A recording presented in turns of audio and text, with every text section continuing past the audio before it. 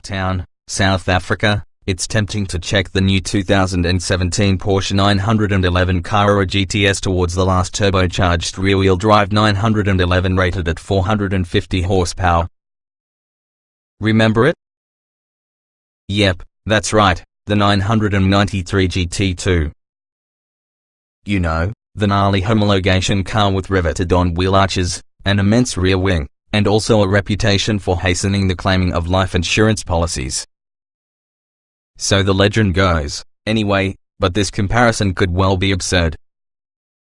The 2017 911 GTS is faster than the previous car. The lightweight, hardcore, and edgy 993 GT2 would require somewhere north of 8 minutes to acquire around the Nürburgring. The new and eminently usable 991 GTS? Try 7 minutes, 26 seconds. Or, in case you fit the optional new Pirelli P0 Trofeo tires, allow it to be 7 minutes, 22 seconds. I'm about to reiterate how nuts the reason being it's worth processing the knowledge. So here's some other context. Today's 911 GT3 RS with 500 horsepower and even more aerodynamic addenda than star Formula 1 designer Adrian Newey's go-kart, well, maybe not, beats the GTS by only 2 seconds for the ring. And remember, the GTS is often a sort of mid-range 911, created to sit involving the Carrera S and 911 Turbo. Pricing starts at $120,050 and may make you wonder why you'd ever need something more. For a few dollars extra you should buy it like a four-wheel drive version. You know, a four-wheel drive, 450 horsepower, rear-engined Porsche. Like a Porsche 959. Only faster, naturally. Much faster. In fact, the GTS will take many forms. 2 or 4-wheel drive and coupe or cabriolet body styles, or perhaps exclusively 4-wheel drive Targa model.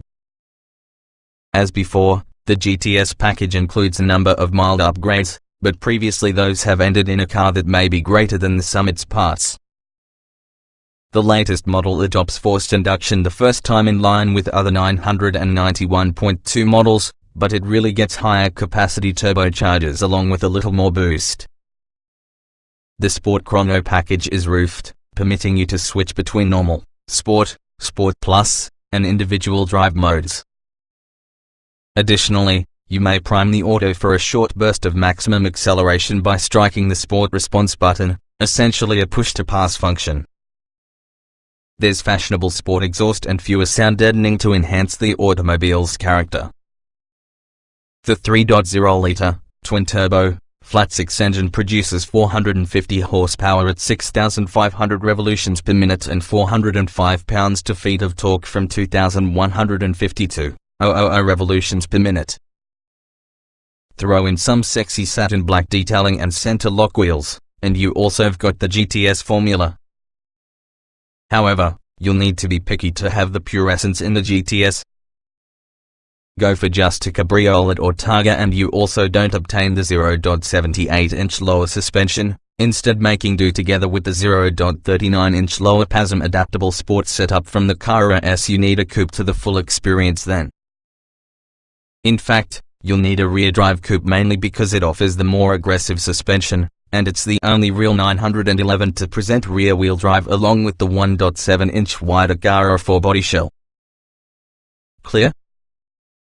Yes, picking on your path through the 911 range isn't the task of a moment nowadays.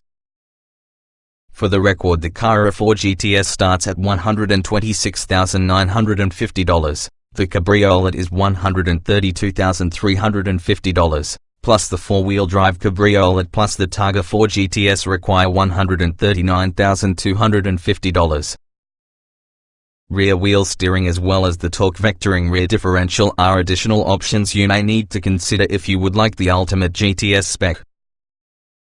The Nürburgring lap time was a Carrera GTS so equipped and as well benefiting from carbon ceramic brakes along with the PDK dual clutch gearbox.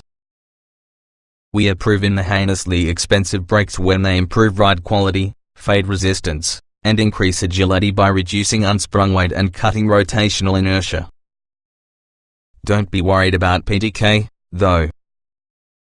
It's faster, sure, but as we've already discovered via that lap time, the GTS is very capable at handing out a tenth or two here or there isn't a legitimate problem, plus the 7-speed manual box is, for many people, more pleasant to use. A few laps on the fabulously disheveled Killarney Raceway near Cape Town, South Africa, prove the above maintained conclusively. I try a PDK-equipped Carrera GTS, after that manual Carrera 4 GTS, and ultimately a Carrera GTS which has a stick. The first few laps are all about learning the track as your vehicle, though the GTS immediately feels different to an ordinary Carrera. Those bigger turbos don't often increase lag much in any respect, nevertheless they certainly provide the engine an even more ferocious and exciting quality. The 3.0-litre twin-turbo engine wishes to rev.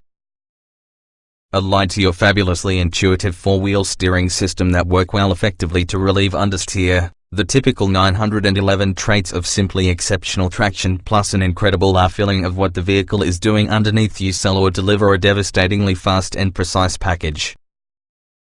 The ride over ragged curbs seems decent too, though I suspect the coupe will ride firmly from the street. The second stint inside the Carrera 4 GTS is every bit as enjoyable, possibly even more so. There are people who don't look after all-wheel drive 911s, but also in this latest 991 generation platform I think they're superb. There's a shade more understeer but another slightly looser feel towards the car en route into corners when you trail brake, then there is more of a chance to slide the vehicle from mid-corner to exit. You need to react quickly to read the automobile, and it's a rather edgier experience about the limit, counter as to what you might expect, however it's so satisfying. And this car features a manual box, replacing the same with work rate and massively increasing enjoyment. PDK could possibly be faster, however having to consider each gear shift enables you to tune in the sounds and sensations your vehicle provides. The final few laps in the automobile with all the right pieces, rear drive, manual gearbox, rear steer, torque vectoring differential, has me completely sold within the GTS, at least about the track. The engine actually is fantastically angry, nevertheless so precise in the delivery. The bangs and pops add on the excitement, and in some cases the purist within me can admit that you simply really miss the sleek, sweet music with the old normally aspirated engine. Most of all, though, it's what sort of GTS uses its power that's so impressive.